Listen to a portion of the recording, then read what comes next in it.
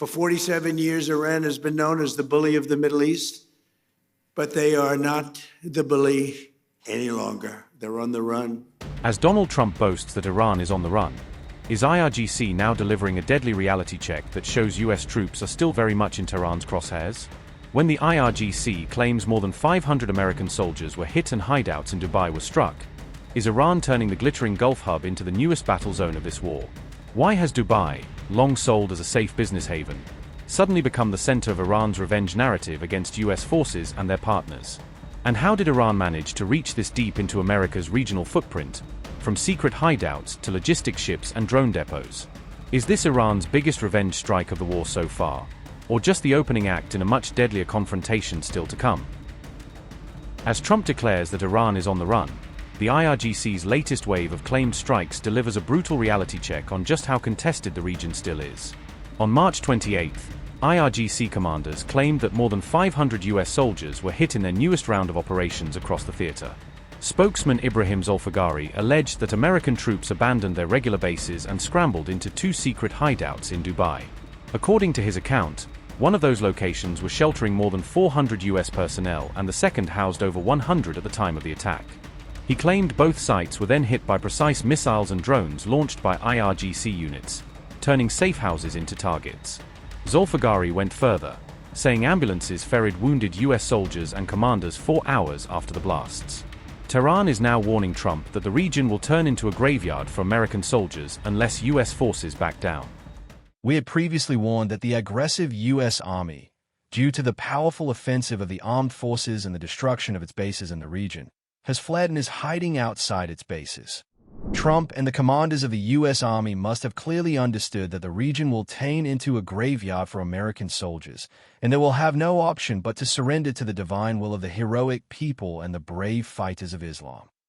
The same day, the IRGC also claimed it had hit a U.S. logistics vessel near the port of Salalah in Oman, opening another line of pressure at sea. Iran says that ship was directly supporting American military operations across the region and therefore counted as a legitimate target.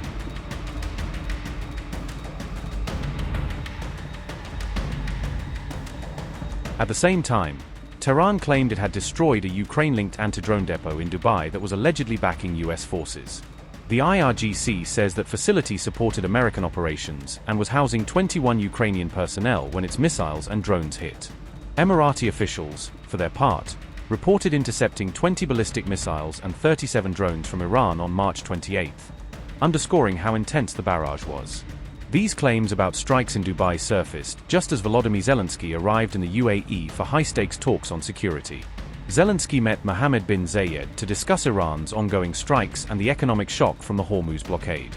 He warned that terror must not prevail anywhere and insisted that protection against drones and missiles must be sufficient for every partner.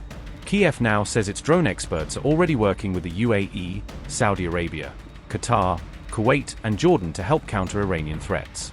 Just a day earlier in Saudi Arabia, he had teased a new important defense arrangement with Riyadh, signaling deeper security ties in the Gulf.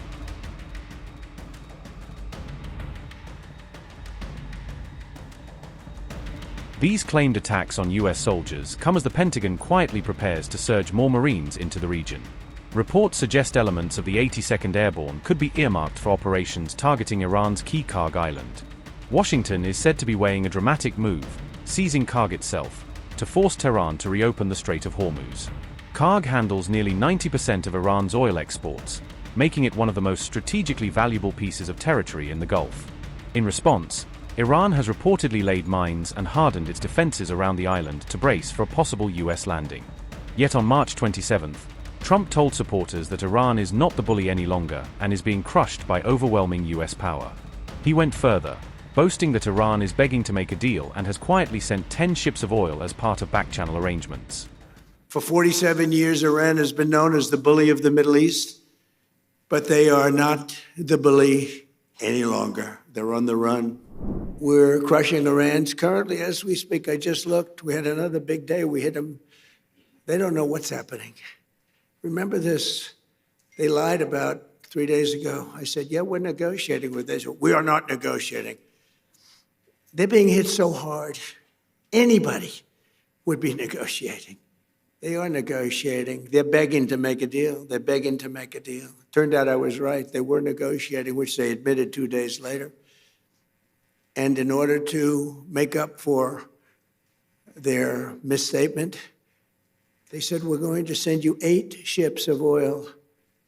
And the following day I saw, this is 2 days ago, I saw on one of the networks, very strange, there are 8 ships of oil coming out of Iran.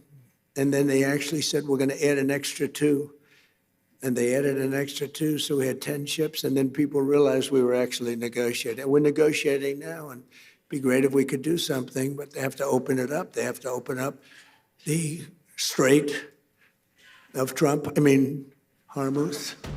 Earlier, Trump extended his deadline for Iran to reopen Hormuz by 10 more days, pushing it out to April 6th. He says he is pausing the period of energy plant destruction at Tehran's own request while negotiations continue.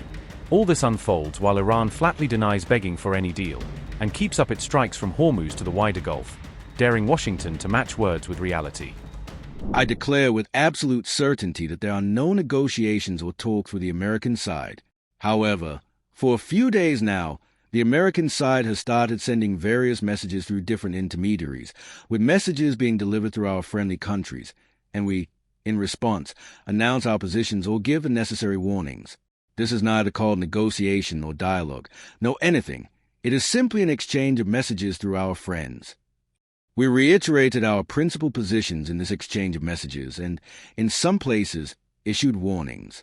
Regarding attacks on infrastructure, we gave strong warnings. They were forced to back down from what they called a 48-hour deadline, and now they have given a larger, longer-term deadline. This was primarily due to the firmness of our armed forces, the strong stance taken by the armed forces, and the warnings issued through media and diplomatic channels to the other side that if they enter this war, it may not have an end and will bring a disaster to the entire region, which is not in anyone's interest.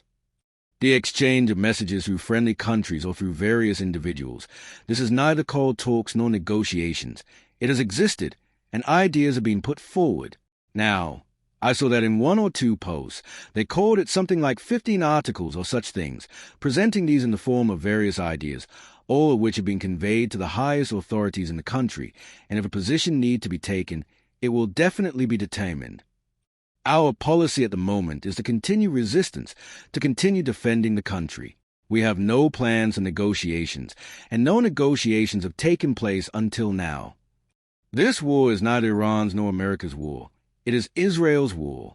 It was Israel that supposedly dragged America into this war, and the people of America and the region are paying the price. In my opinion, the positions of Europeans are very much worth studying on this matter. They all claimed and still claim to be against this war, against a continuation of this war. But in practice, they haven't been willing to condemn the invasion and the aggressor. They have shown that Europe is really no longer a major player in the international arena.